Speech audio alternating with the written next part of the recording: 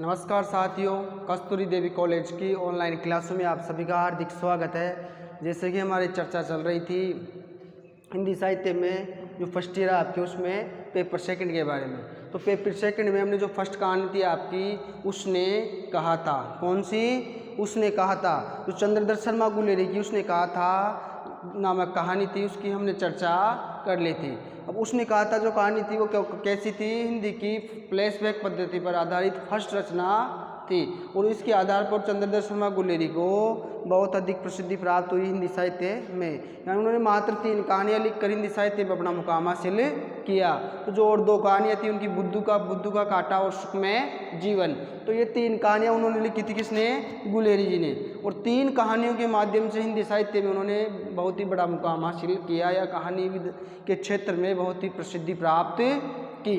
अब बात करते हैं किसकी?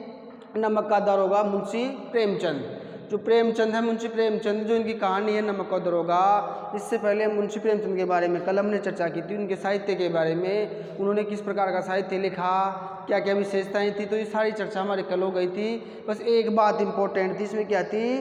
सामाजिक जनजीवन, यानी समाज को लेकर के, यानी समाज विशेष को लेकर के इन्होंने अपनी रचनाओं में क्या दिया? स्थान दिया। यानी सामाजिक जो भी भावना मुद्दे हैं या सामाजिक घटनाएं हैं, यानी एक समाज को लेकर के, यानी समाज नामक टॉपिक को लेकर के इन्होंने अपनी रचनाओं का क्या किया? लेखन किया। यानी जो भी साहित्य रचा उसमें किसके अकॉर्डिंग रचा? इन्होंने समाज के अकॉर्डिंग, यानी समाज में कौन कौन सी कुरीतियाँ हैं, कौन कौन सी प्रथाएँ चल रही हैं, सामाजिक परिदृश्य कैसा है, सामाजििक जनजीवन कैसा है, किसानों की कैसी हालत है, यानी सामान्य जनजीवन से लेकर के इन्होंने अपने पात्र उठाए अपनी रचनाओं में और उनको बखूबी क्या किया? हमारे सामने प्रस्तुत किया। और ऐसा करने में इन्होंने बहुत अधिक सफलता प्राप्त की। और प्रेमचंद को क्या कहा जाता है? उपन्यास सम्राट भी कहा जाता है। यानी इसने बहुत सारे उपन्यास लिखे हैं जिसमें किसानों की जिंदगी अनमेल विवाह हो गया और जो भी किसान सामाजिक जनजीवन है उसके बारे में इन्होंने क्या किया? अपने उपन्यासों में वर्णन किया, यानी कथानकों का आधार बनाया। किसको? सामाजिक जनजीवन को, सामान्य जनजीवन को, सामान्य लोगों की कैसी स्थिति है, उसको कैसे उनका शोषण हो रहा है, सारी बातों को क्या अपने उपन्यासों में, अपनी कहानी में इन्होंने क्या किया? उठाया। और लगभग कितनी कहानियाँ लिखी इन्होंने? 300। कितनी? लगभग 300 कहानियों का इन्होंने निर्माण किया, यानी लगभग 300 कहानियाँ इन्होंने लिखी। जो इनके मानसरोवर नामक जो कहानी संग्रह है जिसमें 8 अध्याय है, उसमें इनकी कहानियों का संकलन है, यानी उनमें संकलित है इनकी सारी कहानियाँ। अब बात कर रहे हैं किसकी आज हम? नमक का दारोगा। यानी जो नमक का दारोगा है कहानी है आपके प्रेमचंद की, इसकी अगर हम चर्चा करें तो इसके पात्रों की बात करते हैं पहले। किनकी? पात्रों की बात। तो पात्रों की बात करें इनके, तो पात्र है इसमें एक तो हो गया आपके बंसीधर। कौन हो गया? बंसीधर, जो दरोगा है वो। और एक है इसमें आपके पंडित अलोपीदीन।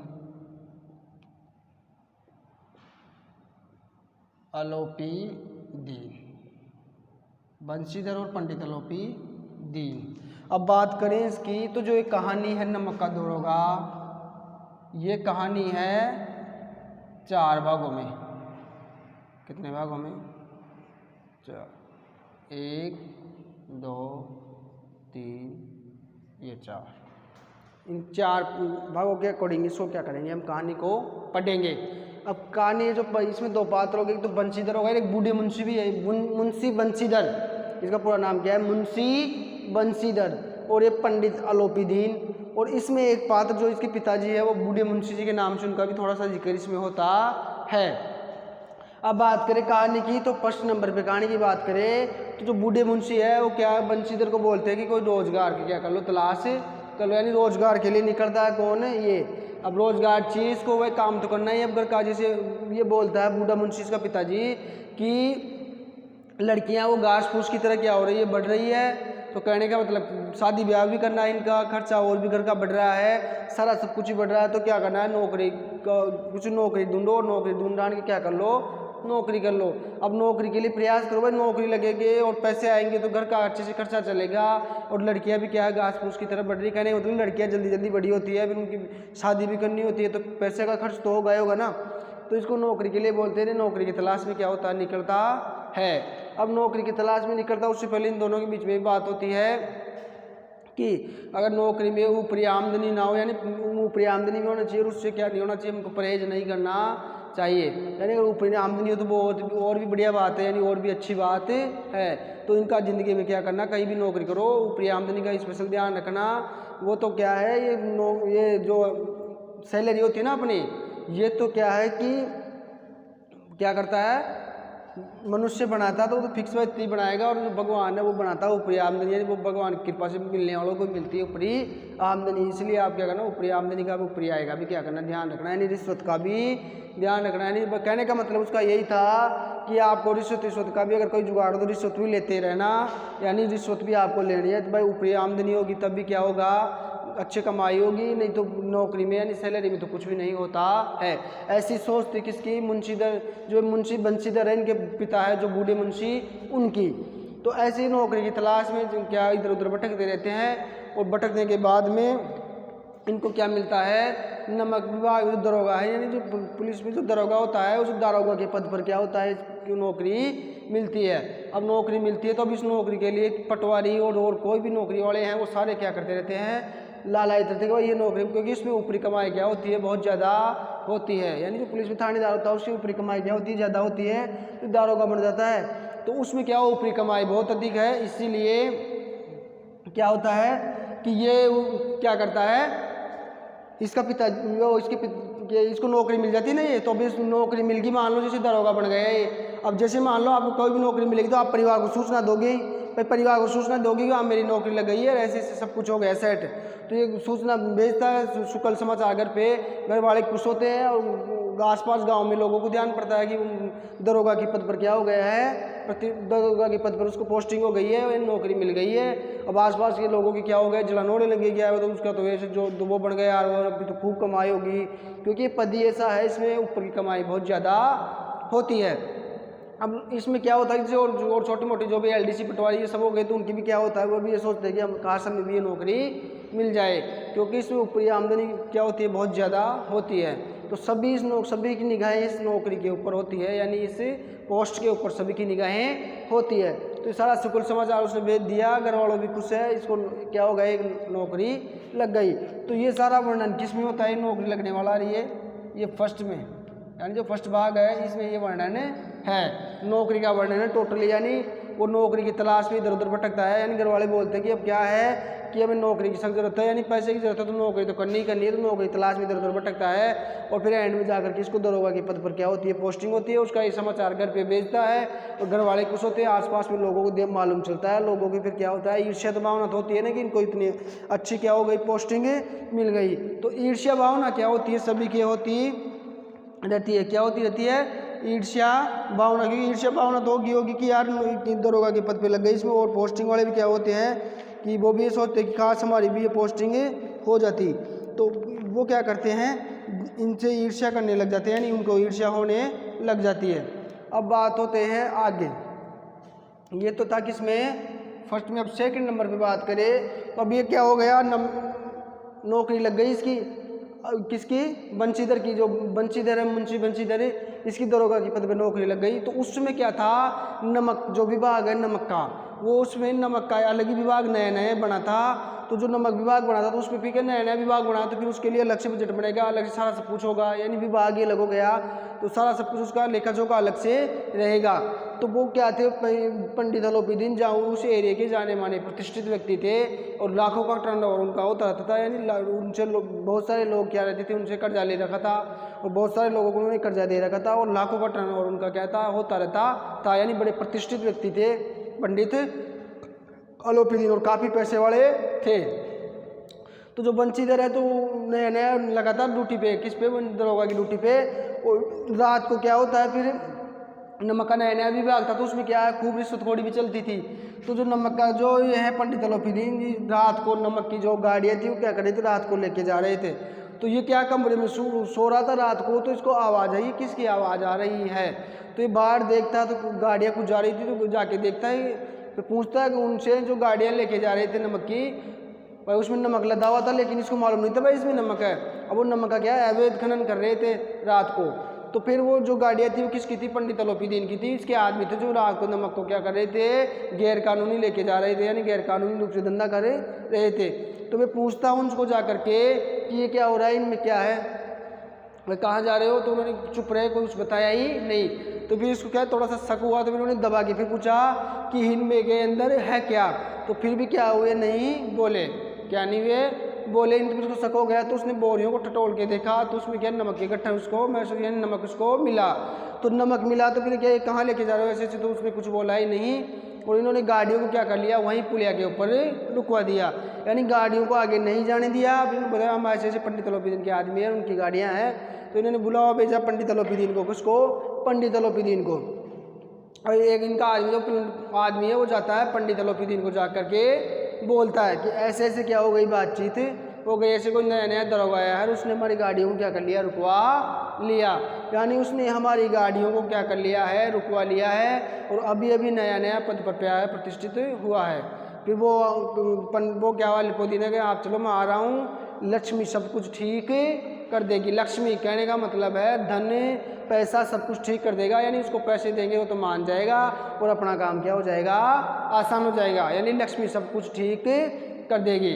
तो आप चलो मैं अभी आ रहा हूँ। फिर वो थोड़ी देर बाद में कौन होता है, पंडित अलोपीदीन आता है, आकर के उसे पूछता है कि क्या बात हो गई। फिर वो बोलता है गाड़ियाँ किसके यहाँ है, मेरी है, और सारा सब कुछ क्या है, ये मेरा ही है, मेरा ही व्यापार है जो चल रहा है, अब आप इसमें क्या करो, अड़चन मत डालो, जो भी आपको लेना है वो मैं समझता हूँ आपको व्यवस्था हो जाएगी आपकी। मतलब जो इनडायरेक्टली कहते हैं ना कि हाँ वो रिश्वत के बारे में, हाँ वो सब कुछ हो जाएगा। तो इसको बोलते 5,000 रुपये 10,000 रुपये लेके क्या करो, इसको रफा दफा करो और गाड़ियों को क्या करो, जाने दो। तो फिर हट जाता है कि मैं रिश्वत नहीं लूँगा, यानी बंशीधर बोलता है कि मैं रिश्वत नहीं लूँगा, यानी रिश्वत लेने के लिए क्या कर देता है, ये मना कर देता है।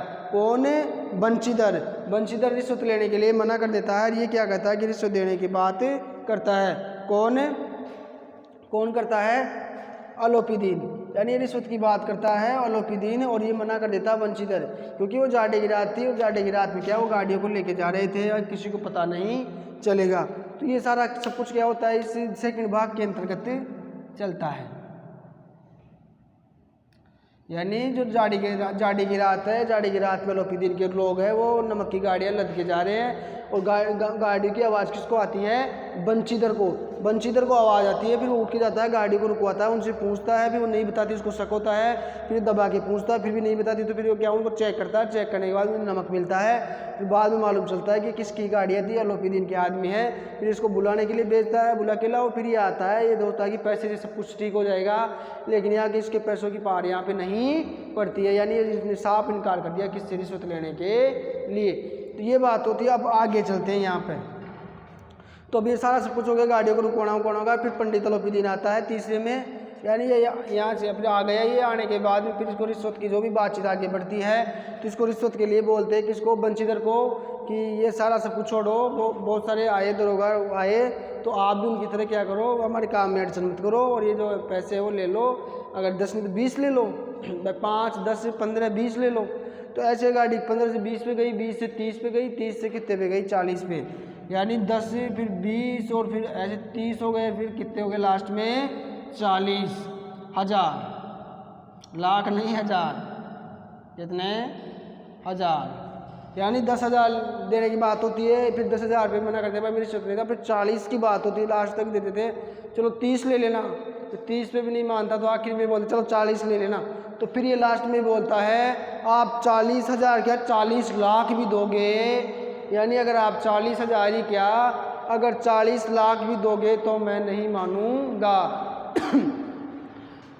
यानी मैं रिश्वत नहीं लूँगा। यानी अगर आप 40,000 भी दोगे या 40 लाख, भाई 40,000 ही क्या अगर आप 40 लाख भी दोगे तो भी मैं नहीं मानने वाला हूँ, मैं गाड़ियाँ यहाँ से नहीं जाने दूंगा। क्या नहीं दूंगा, जाने नहीं दूंगा। इसके साथ जो कांस्टेबल उसको बोलता है कि आप इसको गाड़ियों को रोको और इसको हथकड़ी पिलाओ, किसको, अलोपीदीन को। अब वो पास में जाता है लेकिन हथकड़ी पहनाने से क्या होता है, उसको डर लगता है, क्योंकि इस एरिया के जाने माने व्यक्ति है, कौन है, पंडित अलोपीदीन, यानी प्रतिष्ठित व्यक्ति है, जाने माने व्यक्ति है। तो इसको क्या होता है, थोड़ा सा डरे महसूस होता है। और फिर वो बोलता है आखिर 40,000 के लिए बोलता है, तो 40 लाख की बात होती है। तो फिर ये क्या होता है, ये देखता है यार ये आदमी तगड़ा आया है, मतलब रिश्वत ही नहीं लेता। यानी आज पहली बार किसने, पंडित अलोपीदीन को पहली बार उसकी लक्ष्मी के सामने, पहले तो उसका जो भी लक्ष्मी थी, जो धन था, उससे सारे काम करवा लिए थे। आज पहली बार धन का निरादर, किसका, धन का निरादर होते हुए देखा किसने, अलोपीदीन ने। यानी वो पैसे के दम पे कुछ भी कर देता, लेकिन आज उसने फर्स्ट बार धन का निरादर होते हुए देखा। यानी तयाम ईमानदार आदमी था कि इसने पैसे आंखों के सामने होते हुए, यानी रिश्वत थी, इसका बाप भी इसको बोलता रहता था, इसके पिताजी भी, कि आप रिश्वत लेना, यानी ये रिश्वत आपको लेनी ही पड़ेगी। यानी रिश्वत लेने से क्या है, बढ़िया रहता है, आमदनी ठीक होती रहती है। तो कहने का मतलब ये है कि बाप पिताजी ने बोल दिया, फिर भी क्या नहीं होता, रिश्वत नहीं लेता है। तो धन का निरादर है, यानी धन के बलबूते पर जो अलोपीदीन सारे काम करता था, आज उसके धन का निरादर होते उसने अपनी आंखों से देखा। फिर उसको हथकड़ी लेके वहाँ लेके जाते हैं, फिर वो जो वकीलात, जो भी केस पूरी होता है, वो वकील करते हैं और सारा सब, क्योंकि छूटता वैसे पैसे वाला वकील करा के छूट जाएगा। तो क्या हुआ, फिर वकील कर लिया और इसको उसी क्या केस फंसा फंसू के ऐसे हटा उठू के, और इसको तो हटवा दिया वहाँ से नौकरी से। और ये क्या हो गया, पैसे के दमबूत पे क्या हो गया, छूट कर आ गया। कौन है, अलोपीदीन। यानी अलोपीदीन पैसे के बलबूते पर क्या हो गया, छूट करके आ गया। इसने क्या किया, सारा सब कुछ पैसे के बलबूते पर सबको वकील किए और केस को ऐसा तैयार किया कि केस क्या हो गया, उल्टा पड़ गया। और ये क्या करता है, सारा सब कुछ, मतलब ये कि इसके ऊपर से केस क्या होता है, रफा-दफा हो जाता है और ये छूट जाता है। यानी पैसे की वजह से क्या होता है, छूट जाता है और इसकी क्या हो, चली जाती है, नौकरी चली जाती है। यानी ईमानदार, ये व्यक्ति क्या था, ईमानदार, ईमानदारी की वजह से क्या हो गई, इसकी नौकरी गई। यानी ये वर्तमान में हमारे इंडिया में ऐसी व्यवस्था है। यानी व्यक्ति ईमानदार होते हुए भी क्या है भाई, व्यक्ति ईमानदार है, ईमानदार होते हुए भी उसकी ये हालत है। कैसी, कि उसने ईमानदारी से अपना काम किया, जिस पोस्ट पे उसने ईमानदारी से करते हुए काम किया, फिर भी उसको क्या करना पड़ा, पैसे के आगे हारना पड़ा और उसको पैसे वाले की क्या हो गई, यहाँ पे जीत हो गई और वो क्या हो गया, हार गया। यानी उसकी ईमानदारी क्या हो गई, धरी की धरी रह गई और उसको क्या कर दिया, हटा दिया गया दरोगा के पद से। और गांव में भी फिर उसका गलती में इफेक्ट निकलता है ना। जैसे मान लो, अगर मान लो किसी ऐसी पोस्ट पे हो, आप रिश्वत नहीं लेते हो, फिर भी आपको, अगर आपकी रिश्वत नहीं लिया, फिर भी आपको हटा दिया गया, मतलब आपके ऊपर इंजाम लगा के, वैसे तो फिर आपकी प्रतिष्ठा कितनी वो होगी, यानी इसकी क्या हो गई, प्रतिष्ठा धूमिल हो गई और गांव में लोगों की क्या होगी, नज़रों में गिर गया और घर वालों की नज़रों में भी क्या हो गया, गिर गया। घर वाले भी से नाराज़ हो गए इसके पिताजी कि मैंने पहले ही बोला था कि क्या करना चाहिए, रिश्वत के लिए मैंने पहले ही बोला था कि रिश्वत के ले लेना। यानी रिश्वत के लिए इसके पिताजी ने पहले ही बोल दिया था कि रिश्वत के लिए मना नहीं करना, यानी रिश्वत तो लेते रहना चाहिए। ये तो क्या है, पूर्णमासी का चांद है, कभी कभी दिखाई देता है। यानी पूर्णमासी का चांद हो गया ना, कभी कभी आएगी रिश्वत, को रोज़ तो कोई देने वाला है नहीं, कभी कभी दिखाई देता है। सैलरी तो हर महीने आती, लेकिन ये थोड़ी है कि यार रिश्वत हर महीने आएगी। यानी तो पूर्णमासी का चांद कभी कभी दिखाई देगा, तो उसके लिए आप इनकार मत करना। अब उसने इसकी ईमानदारी की वजह से क्या हुआ, ये सारा सब कुछ रिश्वत नहीं ली और ईमानदारी का उसको इतना बड़ा क्या चुकाना पड़ा, ईमानदारी का इतना बड़ा उसको चुकाना पड़ा, क्योंकि उसको नौकरी छोड़ करके, यानी नौकरी छोड़नी पड़ी, ईमानदारी का इतना बड़ा सबक इसको मिला। किसको, बंशीधर को, जो मुंशी बंशीधर है। अभी फिर रोधो को क्या हो गया, जैसे अब नौकरी छूट उठ गई, अब काम वाम है नहीं, कोई घर पे आ गया, घर वाले भी इसको क्या करते हैं, लड़ते झगड़ते रहते इससे कि इतना अच्छा मौका था, कितनी बढ़िया नौकरी मिली थी, बढ़िया आपको रिश्वत के भी पैसे अच्छे थे, सारा सब कुछ था, तूने आते हुए लक्ष्मी को ठुकरा दिया है, ऐसा कोई करता है क्या, सीधे लक्ष्मी ऐसे घर किसके आती है लक्ष्मी घर ऐसे। तो सारा सब कुछ क्या, उसको घर वालों ने भी क्या किया, टॉर्चर किया और घर वालों के पिताजी ने भी खूब इसको क्या किया, बुरा बुरा उल्टा सीधा कहा। तो ऐसी कंडीशन हो गई। यानी अगर व्यक्ति ईमानदार है तो ईमानदारी की कोई भी वैल्यू अब अपने इंडिया में वर्तमान में नहीं है। यानी ईमानदार होते हुए मनुष्य की हालत हो रही है। यानी ईमानदार होते हुए भी क्या हो गया, इधर उस पद से हटा दिया गया इसको। अगर ये रिश्वत लेता, क्या अगर ये पंडित अलोपीदीन से रिश्वत ले लेता तो इसके देखो नौकरी भी रहती, पैसे भी आते रहते और इधर से रिश्वत के पैसे भी इसको क्या होते, मिले जाते। लेकिन इसने अपनी ईमानदारी के खातिर, चाहे नौकरी जाए कुछ भी जाए, लेकिन इसका ईमान इन पैसों के सामने डिगा नहीं। यानी जो पंडित अलोपीदीन अपने पैसे के बलबूते पे कुछ भी कर देता था, यानी पैसे के बलबूते पर वो किसी भी इंसान को खरीद लेता था या कोई भी अपना काम बनवा लेता था, आज उसका जो पैसा है वो क्या हो गया, उसका पैसा उसके काम नहीं है और उसको क्या होना पड़ा, एक दिन के लिए उधर जेल में जाना पड़ा। यानी उसको तकरीबन जेल लेके गया कौन, बंशीधर। भले ही बाद में इसने उसको क्या कर दिया, आटवा दिया हो या कुछ भी कर दिया हो, लेकिन धन की क्या हो गई, उसके सामने हार हो गई। लेकिन फिर धन की क्या विजय होते हुए दिखाया गया है। यानी तो इसमें जो अलोपीदीन था, जो दे रहा था इसको, तो सारा सब कुछ वर्णन किस में था, इसमें था। यानी वो रात को घर से आता है रथ में बैठ करके, और रथ में बैठ कर आने के बाद फिर वो पैसे से दे के आते हो, तो पहले ये नॉर्मल है 10,000 दे, उठाओ इसको 10,000 दो और दूर करो और अपनी गाड़ियाँ लेके चलो। लेकिन ये था ईमानदार, ईमानदार से पाला पड़ गया इस बार। तो इसने मना कर दिया, मैं नहीं लूँगा। अरे तो 20 ले ले, 20 में नहीं लूँगा। फिर कन्फ्यूज हो गया, यार ये कैसा आदमी है। फिर चलो 30 ले ले भाई, 30 में तो मान जाएगा। फिर इसका दिमाग खराब अलोपीदीन का, यार ये तो बड़ा ईमानदार व्यक्ति है, मैंने तो आज तक ही अपने जीवन में ऐसा व्यक्ति नहीं देखा। तीसरा ने फिर थोड़ा सोचता है, यार ये अजीब आदमी हो गया। फिर आखिर में बोला, यार 40 ले ले तू, लेकिन इस मामले को यही रफा दफा कर। तो ये फिर बोलता है कौन, मुंशी बंशीधर की 40 क्या, अगर आप 40 लाख भी दोगे तो भी मैं क्या नहीं होऊंगा, अपने कर्तव्य से नहीं डिगूंगा। यानी मैं आपको गाड़ियाँ लेके नहीं जाने दूंगा और आपको मेरे साथ थाने चलना ही पड़ेगा। तो फिर वो रात को किसको, पंडित अलोपीदीन को थाने लेके जाता है, और ये खबर रातों रात क्या हो गई, सारे गांव में फैल गई। क्या हो गई, सारे गांव में फैल गई। तो ये सारा सब कुछ हो गया क्या, ये अब बात होती है चौथे नंबर पे। अब और ये बात रातों रात उसने रसीद नहीं ली, ऐसे उसको पकड़ लिया और वो फलाना बात फैल गई। और फिर ये क्या होता है, वकील कर करा के छूट छाट के, कौन है, अलोपीदीन जो चौथा दृश्य चल रहा है उसमें फिर क्या होता है कि जो वकीलात होते हैं, केस पूरी होता है, और फिर केस में क्या होता है, ये वकील करके इसी के ऊपर उल्टा दाव करके, और ये तो नौकरी से चला, इसकी नौकरी चली जाती है, नौकरी से हटवा देते हैं इसको, और सारा सब कुछ अलोपीदीन का क्या होता है, ठीक हो जाता है और घर वो आ जाता है। तो फिर क्या होगा, लास्ट उसमें क्या है, धन की क्या हो गई, वापस क्या हो गई, जीत हो गई। यानी धन की वापस जीत होते दिखाया गया है। पंडित अलोपीदीन क्या करता है, जो करता है, फिर नौकरी छूट जाती है, घर आ जाता है। घर वाले भी इसको क्या करते हैं, लड़ते झगड़ते हैं, भाई इतना अच्छा मौका था, नौकरी भी छोड़ दी और सारा सब कुछ छोड़ दिया, ऐसे करने की क्या जरूरत थी, तुम्हें ऐसे आदमी से उलझने की क्या जरूरत थी, वो ऐसा है, उसको आपने जाने क्यों नहीं दिया, भाई मतलब उसकी अड़चन क्योंकि वो पैसे वाला आदमी था, आपको उससे ऐसे हटने की जरूरत थी। और इसने बोल दी, भाई मेरे तो यही काम है, मैं अपने काम ईमानदारी से करता हूँ, मैं ऐसा रिश्वत नहीं लेता हूँ, जो गैर कानूनी काम होगा वो नहीं होने दूंगा। यानी क्या था, एक ईमानदार पुलिस ऑफिसर था। तो फिर क्या होता है, ऐसा सारा सब कुछ होता है, ये भी अपने मज़े में सारा सब कुछ ठीक हो गया।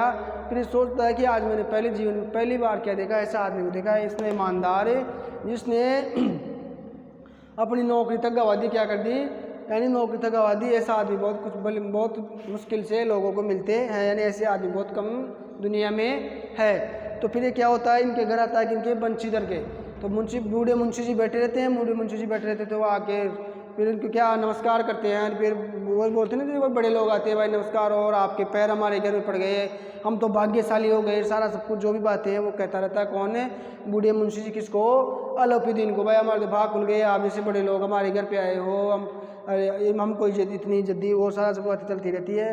ये गलती हो गई तो माफ़ कर देना, ये तो हमारा क्या था, बेटा था, जो क्या था, ये तो हमारे बेटा है, जो इसने ऐसा काम कर दिया, यार हम क्या करें, खूब समझाया था, माना ही नहीं। ऐसे दोनों के बीच में क्या होती है, बात चलती रहती है। तो निकम्मा है, नालायक है, निठल्ला है, कुछ भी काम का नहीं है।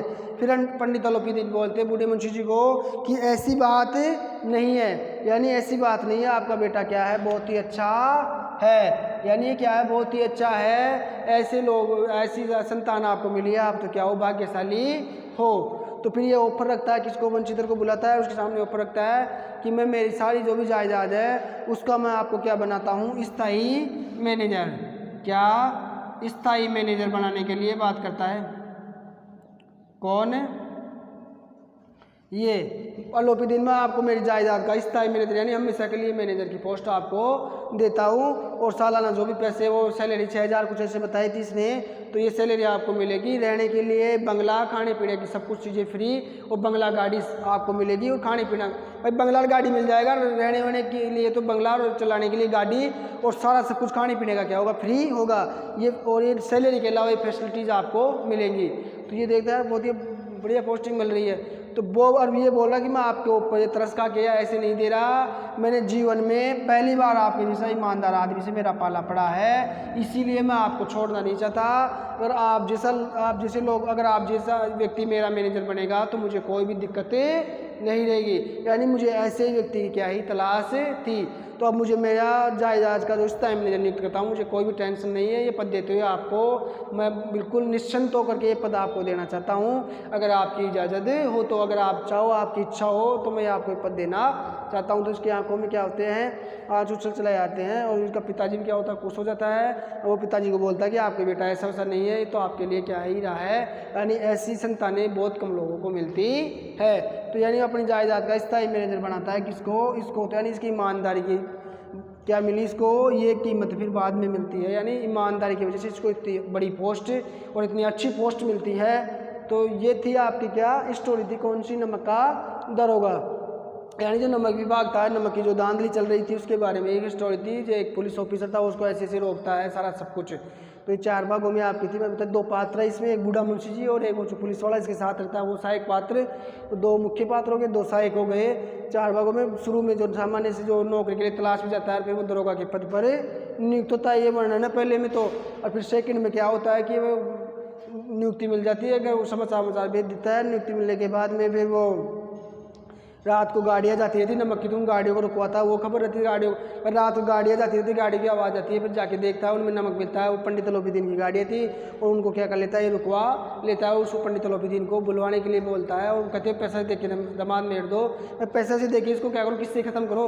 लेकिन वो पैसे से नहीं मानता, फिर पंडित अलोपीदीन खुद को ही आना पड़ता है, और रातों रात क्या होता है उसको गिरफ्तार कर लेता है। और फिर तीसरे नंबर पे क्या होता है, रिश्वत की बात आती है। वो फिर वो आता है, तो आने के बाद रिश्वत की बात होती है, भाई 10 ले ले, 20, 30, 40 कितना भी ले ले, लेकिन इस मामले को यहीं पे क्या करो, समाप्त करो। लेकिन वो समाप्त नहीं करता है, उसको क्या करता है, गिरफ्तार कर लेता है। फिर लास्ट में जो होता है, फिर वो केस पूरे होते हैं, केस में फिर जो नौकरी चली जाती है, और वो बाइज्जत बरी वो के बाहर निकलता है केस में जीत जात के, और फिर इसको एक स्थायी मैनेजर के रूप में क्या देता है, पोस्ट देता है। तो सारा सब कुछ इस स्टोरी में अपने इस प्रकार से चलता है। तो जो नमक का दरोगा कहानी वो आपकी यहीं पे समाप्त होती है।